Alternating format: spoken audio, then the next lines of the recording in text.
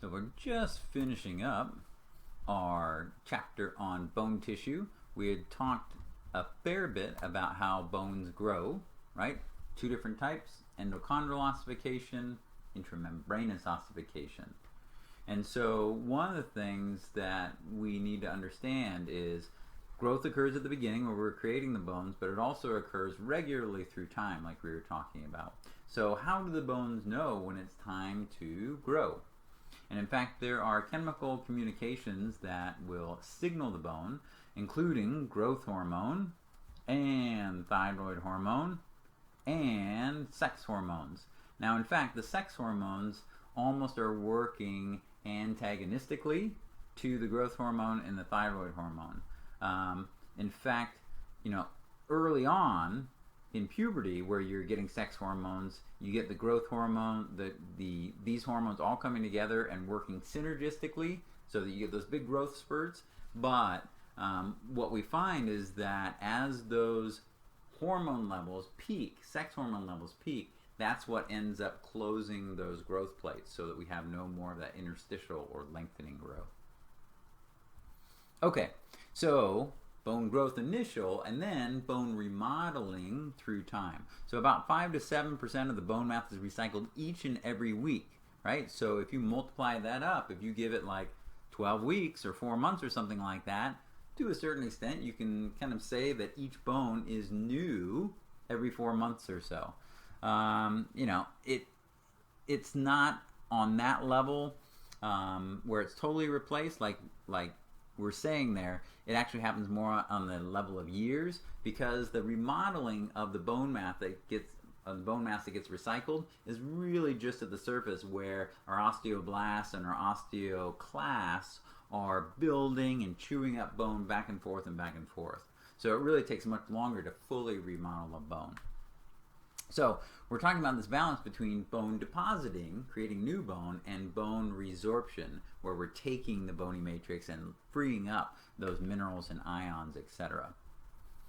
So it's going to be a balance, like we said, between our bone building cells and our bone chewing cells. So for instance, thyroid gland, the thyroid gland is this butterfly-shaped gland, and that's what puts out thyroid hormone that helps to build bones in terms of causing them to grow. But on the posterior side of the thyroid gland, we actually have these smaller glands that are called parathyroid. So you can see them, the 4 little dots that we see there. Those are the parathyroid glands. So the parathyroid glands are separate from the thyroid gland, put out their own hormone called parathyroid hormone. So that's the hormone that stimulates the osteoclast to chew up the bone and release that calcium and phosphate into the blood. So if your calcium levels are getting too low, you haven't been eating your dairy, and you're using a lot of muscles and nerve tissue where we need the calcium as a cellular messenger, an intracellular messenger, we need more calcium from somewhere. So we're going to pull it out of the pantry, we're going to pull it out of the bones, and parathyroid hormone is going to do that.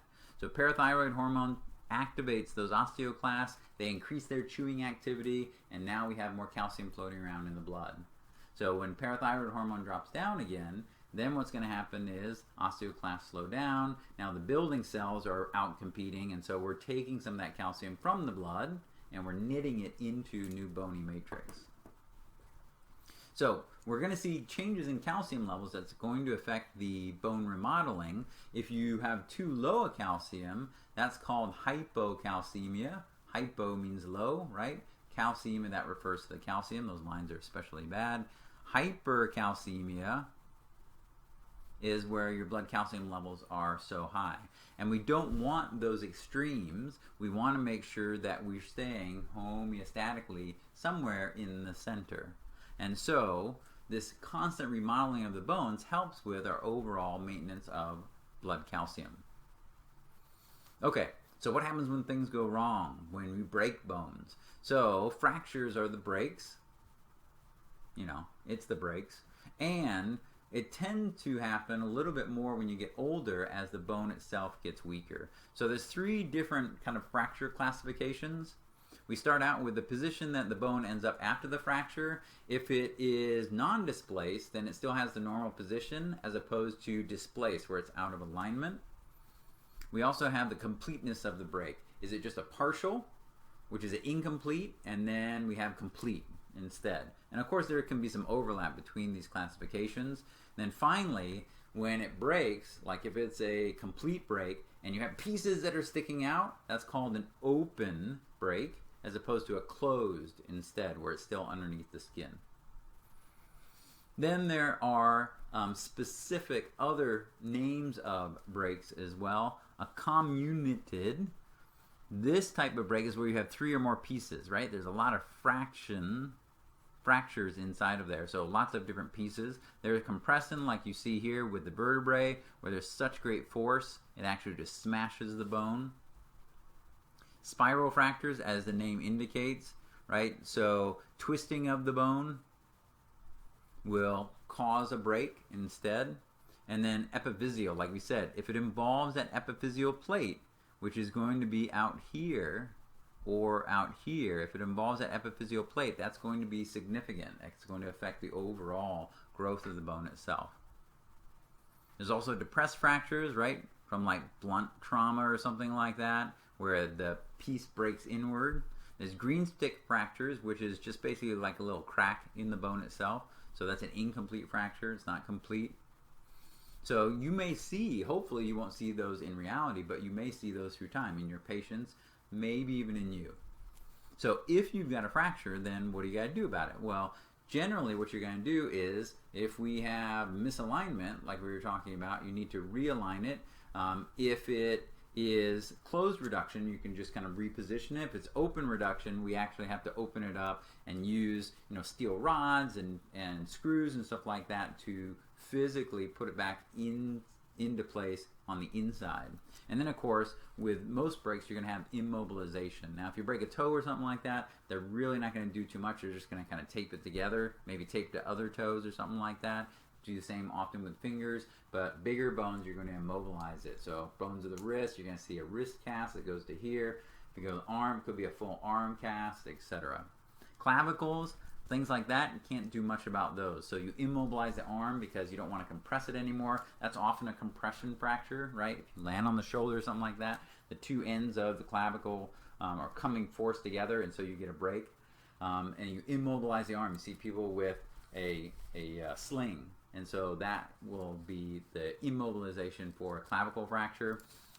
If you break something like your pelvis, that sounds significant because those are really big bones, but it's actually, my dad had this happen to him, it's actually better to break the bones of your pelvis as opposed to like the femur or your thigh bone, because those bones of the pelvis are deeply embedded within muscle and firmly supported by tendons and ligaments and other organs and things like that, and so they're already kind of immobilized.